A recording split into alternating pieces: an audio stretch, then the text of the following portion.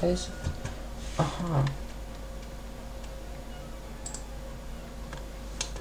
Raw materials also will have direct labor value, products increase. Yeah. So basically, business manufacturing is pretty expensive. Yeah, it can cost you up to millions if you're a large guy. Yeah, it's a summary. First couple of full costs fixed about to 400,000. To produce a spring water, the fixed cost in USD comes to 40 cents per gallon. 4,000 divided by course equal to 30 cents. So the fixed 30 cents to add the fixed cost unit, you get total cost of 170. Oh, so for 270. So if I have a product that costs labor, yeah, I got it. That's why they're so expensive, because we count as the product. I was just thinking about just basic manufacturing. So yes, today's gonna talk about is manufacturing. You might be thinking to yourself, manufacturing? That's boring. Who cares about manufacturing? What I care about is the end product. But in order to have a truly good end product, you have to know where, how to talk to get the product. Like, let's say I am producing a car, okay? You might buy the car, but the more important thing is to ask, how did you get the car? How long did it take you? How expensive it is? And where did that all money come from? Because some companies use the lack of knowledge of people being like, I don't know how much it's costing. Like, one of the, what's it? How is it called? Printing machine ink. Machine ink production cost.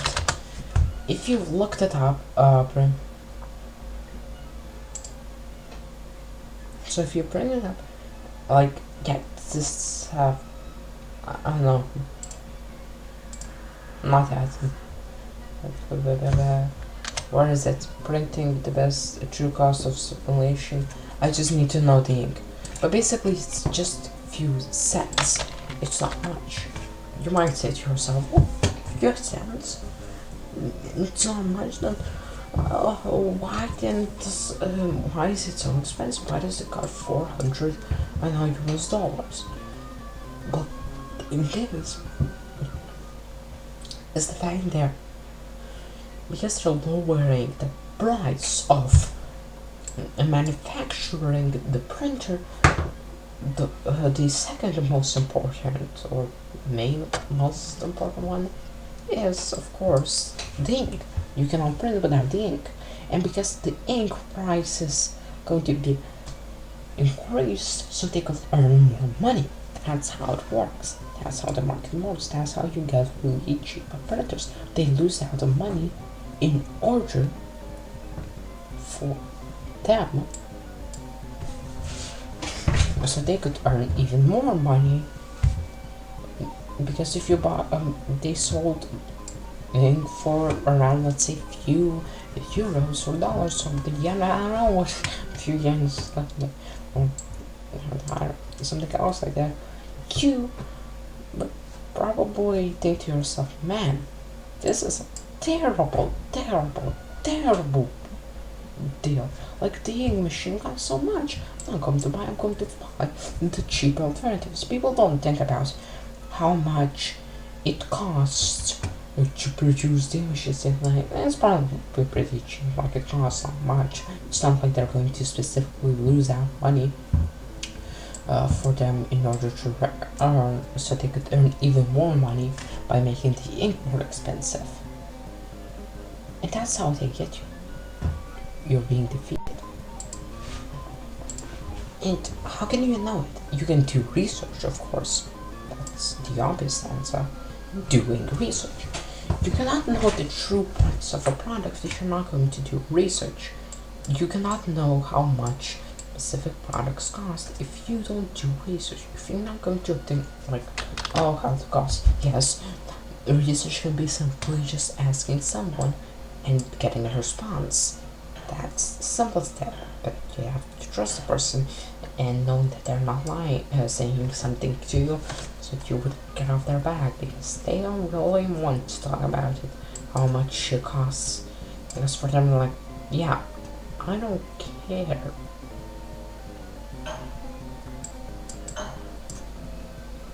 This is basically really simple.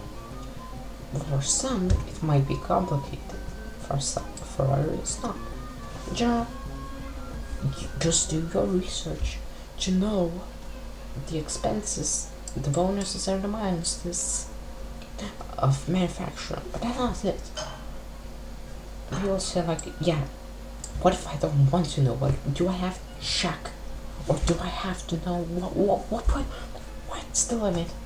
Do I have to check on every single product that is being made, how expensive it is? No. You just have to know. The other simple way is knowing how much your idea, just how much they could be expensive. Like how much, let's say like making a car. How many parts, how much work could take in work. Of course, if you look at the price, yes, the price seems reasonable. But the dealer is raising the price because, well, that's how the business works. And for some, that's fine. Like increasing the price of a product is okay if it's okay for the person that doesn't know. That's why people really like to make ads for the average consumer, as average consumer doesn't really know the cost it takes to make these products. They just see the price and they see their wallet, and if it fits, it fits, and that's what they want you to know. They don't. The ideal customer is the customer that doesn't actually, let's say, like, the ideal customer I would love to have is the customer that just like buys whenever I release, no matter, take out a loan just in order to support me, and just not trying to make it magic, but that's unrealistic and that's not how it happens. Reality, customer people buy the products that fits it's lower the products they buy, it's lower the expense from taxes, and it's lower. It's lower than the amount of money they earn per year. For some like lower class, they might most likely think about it more quickly, but people really enjoy, companies especially like Apple really enjoy the higher ups, those who can afford the products, the expenses. That's why I'm saying, like, yeah, don't believe that the price you're buying a product is actually the true price. It's not that. It's the price that they saw work. Doesn't always work, but for their readings, there's a chance, increased chance that it can work.